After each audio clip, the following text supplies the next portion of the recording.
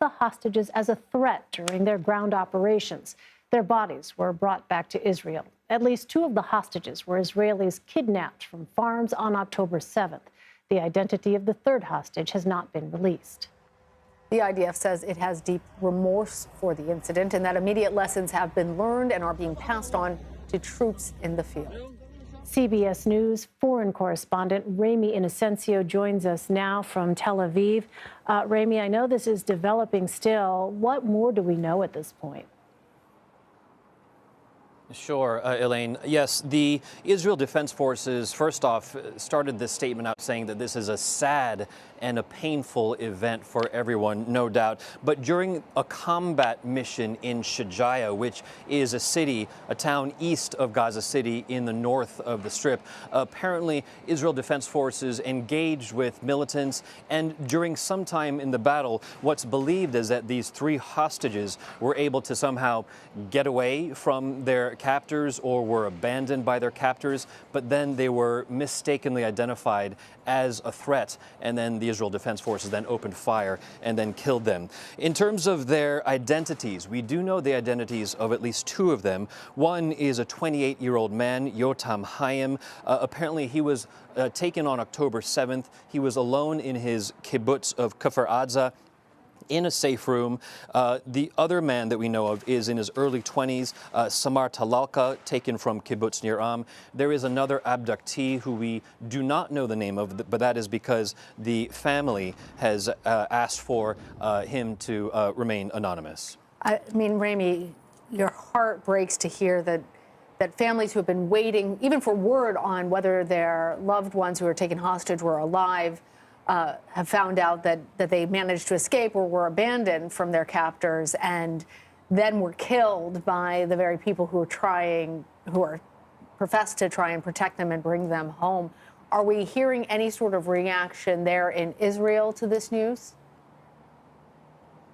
Sure. The initial reaction that I'm seeing out there is one of empathy and understanding on behalf of Israelis who have started to make comments. There is a lot of support for what Israel's military is doing inside Gaza. From what I'm seeing, it seems that people are saying, while this is tragic, while this is painful, while this is something that we do not want to be talking about, that things like this sadly and tragically will happen. They say that they understand that the Israeli Defense Forces are coming up against very difficult situations fighting in Gaza. The IDF itself has also, I suppose, in effect, tried to explain that these are active war zones. Shajaya being one of them to the east of Gaza City, another one just to the northeast of Gaza City, Jabalia. And then also in the south. The reporting that we have done over now the past 10 weeks come tomorrow has been one of consistent conflicts across the 25-mile length of the Gaza Strip. So it is unfortunate, but some people are saying that they understand that these things happen. Of course, if you are the families of these hostages who have now been killed, these families no doubt are in pain, and it seems right now that Israel is trying to rally around them. Yeah, undoubtedly. So U.S. National Security Advisor Jake Sullivan was just in Israel asking for a slowdown of the intensity of the offensive. I wonder at this point, Ramy, I know it's early yet, but is there anything to indicate that this particular incident might actually curb the intensity of the offensive underway? You know, I think it'll make people pause in terms of the push across the Gaza Strip.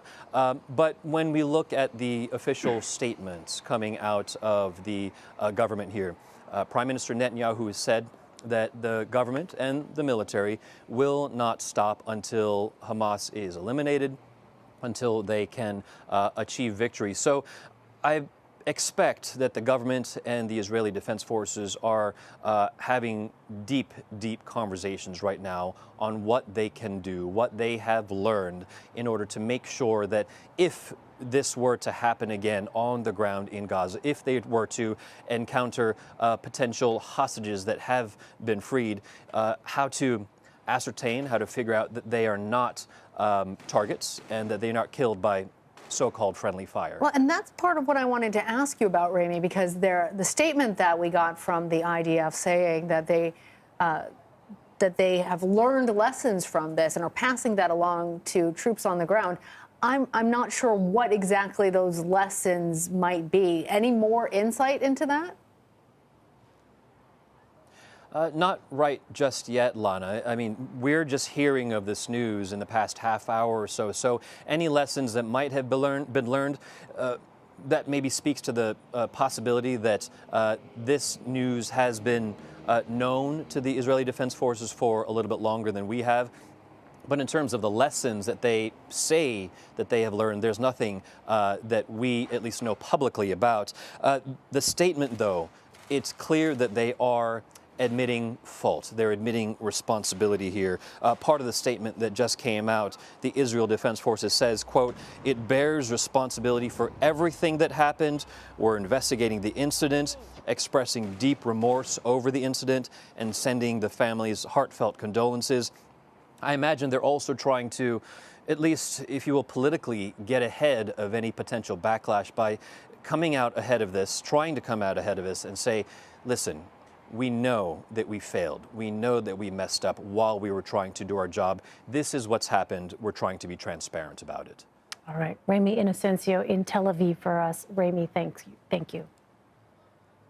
Maersk is suspending all vessels' passage through the Red Sea in response to Iranian-backed Houthi rebel attacks in the Middle East. 2 commercial vessels were struck there earlier today. The latest strikes were launched out of Yemen.